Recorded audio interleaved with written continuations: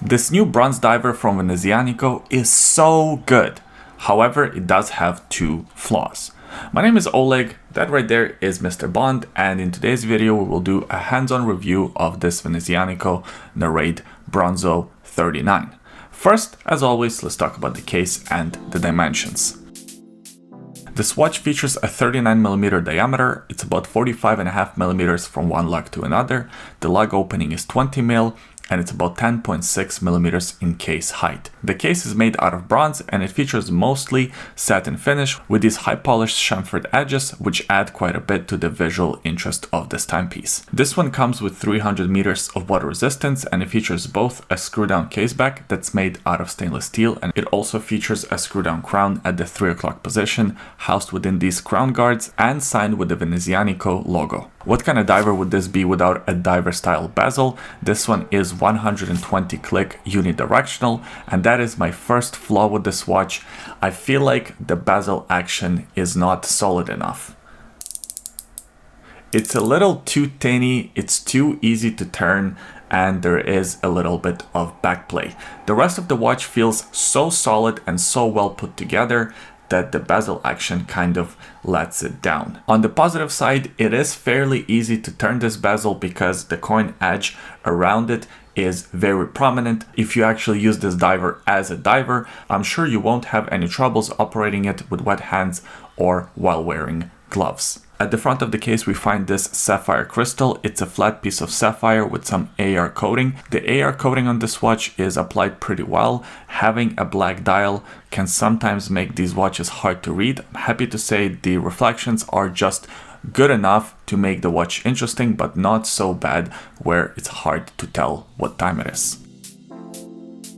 This new model is available with two different dial variations. There's the cream dial or this black dial. Of course, I have the black one for the review, and I'm really happy that I do.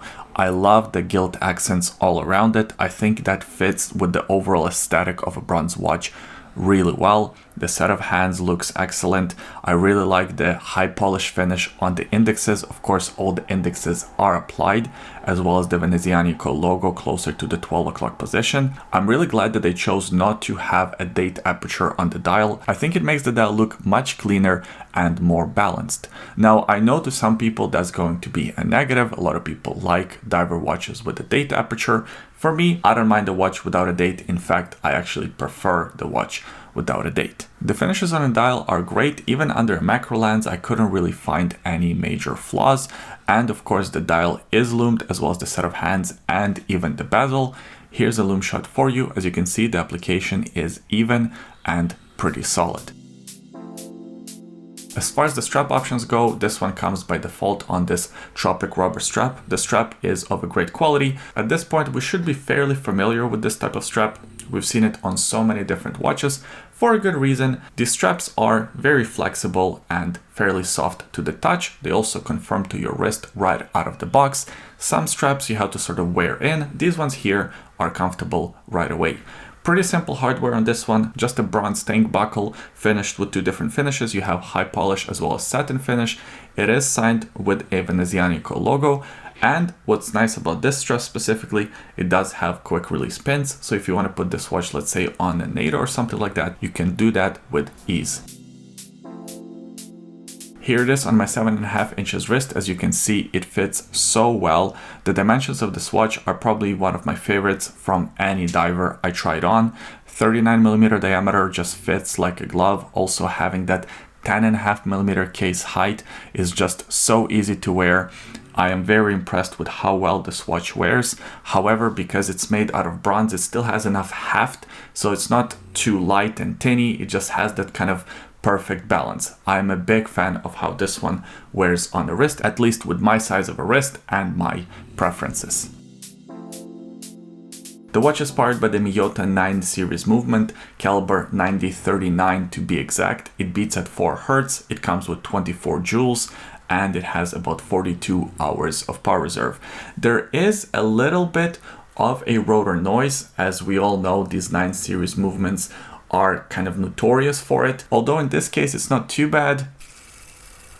You can still hear it and feel it, but because the case has a bit of heft to it, because it's made out of bronze, it's not too bad. It kind of cushions and dampens the sound and the vibrations quite a bit. So it is something you have to get used to, but it's not as bad as in some of the other watches that I have reviewed before with 9 series Miyota movements.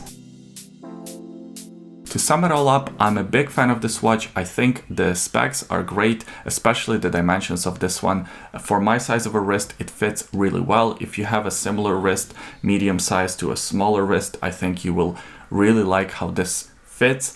The finishes are great, the dial is very attractive, the design is balanced. However, there is one more flaw that I found with it. Remember at the beginning I said there were 2 flaws. First one was the bezel, the second one is the price, 800 euro. So this is not exactly a cheap watch. To be fair to Venezianico, I don't think it's an outrageous price. However, it is up there. I don't think this is one of these sort of bargain deals that is a no-brainer. For this one, I think you have to appreciate the design, like the package, in order to really add one to your collection. And if you do, I don't think you'll be disappointed.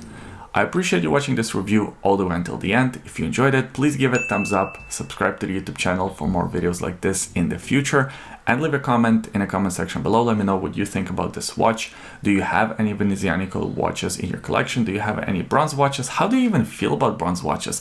For the longest time, I wasn't a fan, but now I'm kind of turning around. I'm starting to like bronze watches. I guess it comes with age. So leave your comments below. I always enjoy reading them. Thanks for watching this one all the way until the end, and we'll see you next time. Bye.